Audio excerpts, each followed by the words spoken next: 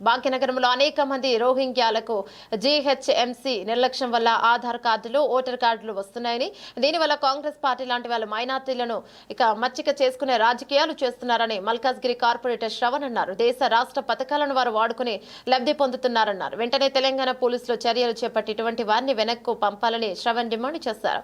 ఈ మేరకు మల్కాజ్గిరి భారతీయ జనతా పార్టీ ఆధ్వర్యంలో మల్కాజ్గిరి పోలీస్ స్టేషన్లో ఈరోజు ఫిర్యాదు చేశారు.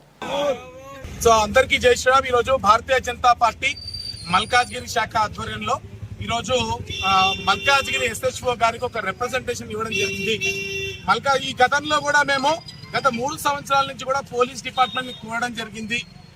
నగరంలో ప్రత్యేకంగా మల్కాజ్గిరిలో కూడా అనేక మంది అన్నోన్ ఫేసెస్ ఉన్నారు. మల్కాజ్గిరిలో ఉన్నటువంటి ఇక్కడ పుట్టి పెరిగినటువంటి ముస్లింస్ అనేక మంది మాకు కనబడతా ఉన్నారు.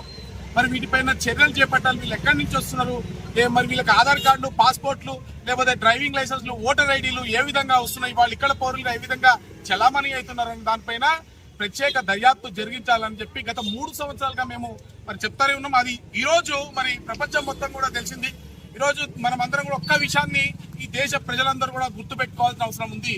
అటువైపు బోర్డర్ లో భారత ఆర్మీ ప్రాణాలను పరంగా పెట్టి ఏ విధంగా పోరాటం చేస్తుందో ఆ పోరాటం 100% సఫలీకృతం కావాలంటే భారతదేశంలో ఉన్న భారతీయులందరూ కూడా, అది ముస్లింలు కానీ, క్రిస్టియన్లు కానీ, హిందువులు కానీ, భారతీయులందరూ కూడా ఏకతాటి పైకి వచ్చి వీళ్ళందరూ కూడా ఇక్కడ మన దేశం కాని వాళ్ళు ఎవరైతే ఉన్నారో ఈ రోహింగ్యాలు, అంటే మీరు ఎంత జాగ్రత్తగా గమనించాలంటే ఈరోజు చెత్త ఎత్తేటువంటి సిస్టమ్ కంప్లీట్ గా రోహింగ్యాల చేతిలో ఉంది. ఈరోజు భారతదేశంలోనే కాదు, భారతదేశంలో ఉన్నటువంటి మూల ప్రాంతాల్లో ఇంక్లూడింగ్ మా భాగ్యనగరంలో కూడా అనేక మంది రోహింగ్యాలు కానివ్వండి, పాకిస్తాన్ వాళ్ళు కానివ్వండి, వాళ్ళు భారతీయ పౌరులుగా చలామణి అవుతున్నటువంటి సందర్భాలు ఉన్నాయి. భారతదేశంలో పుట్టినటువంటి ఏ మతస్థులతో మాకు పంచాయతీ లేదు. కానీ ఇక్కడ వేరే దేశాల నుంచి వచ్చి ఇక్కడ ఆధార్ కార్డులు తీసుకొని, ఇక్కడ డ్రైవింగ్ లైసెన్స్ తీసుకొని, ఇక్కడ ఓటర్ ఐడి తీసుకొని, మొన్న మీరందరూ చూసారు ఒక పాక్ జాతీయుడు ఏవైతే ఉన్నాడో ఈ భారతదేశంలో జరిగినటువంటి ఎలక్షన్స్ లో ఆయన ఓటేసిందంటే భారతదేశ సార్వభౌమత్వాన్ని డిసైడ్ చేసేటువంటి ఎన్నికల్లో పాక్ జాతీయుడు ఓటేసేటువంటి పరిస్థితి కలిగించిందంటే మనం ఎక్కడ ఉన్నామో అర్థం చేసుకోవాలా.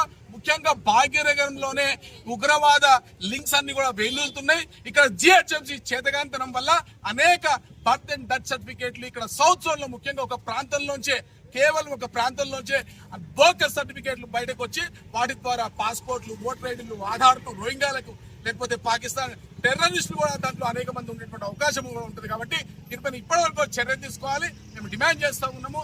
ఖచ్చితంగా కూడా ఏ ప్రాంతంలో ఆ ప్రాంతంలో పూర్తిగా సర్చ్ చేసి మన జాతీయులు కాని వాళ్ళందరినీ కూడా, భారతదేశాన్ని ప్రేమించిన వాళ్ళందరినీ కూడా, మన దేశస్తులు కాని ప్రతి ఒక్కరిని కూడా ఈ దేశం నుంచి వెనక్కి పంపాలని, అప్పటి వరకు కూడా భారతీయ జనతా పార్టీ తరఫున ఈ ఉద్యమాన్ని ఈ విధంగానే ముందుకు తీసుకెళ్తామని, ఎక్కడ కూడా ఆవేశపూరితంగా మనం పోవాల్సిన అవసరం లేదు. మనం కేవలం ప్రూఫ్స్ ఎత్కాల, ఎవరు ప్రతి ఒక్కరికి కించపరచాల్సిన అవసరం కూడా లేదు. కేవలం చెప్తుంది ఏంటంటే ఇక్కడ మన వాళ్ళు కానప్పుడు మన ఊర్లో మన వాళ్ళు ఎవరు, మనం కాని వాళ్ళు ఎవరు ఈజీగా మనం చెప్పచ్చు. ఇక్కడ పుట్టిన వాళ్ళు ఎవరో, ఇక్కడ పుట్టిన వాళ్ళు ఎవరో, బయటికి వెళ్ళి వచ్చినట్టు అనుమానం ఉన్న బ్యాక్గ్రౌండ్ అంతా కూడా చెక్ చేసి పోలీసులకి ఇన్ఫర్మేషన్ ఇస్తే పోలీసుల ద్వారా వాళ్ళని ఈ దేశం బయటికి దాటించేటువంటి ప్రయత్నం మనం అందరం చేస్తే లోపల యుద్ధాన్ని కూడా గెలిచిన వాళ్ళం అవుతాం. కాబట్టి లోపల యుద్ధాన్ని చేద్దామని భారత్ మాతాకి జై.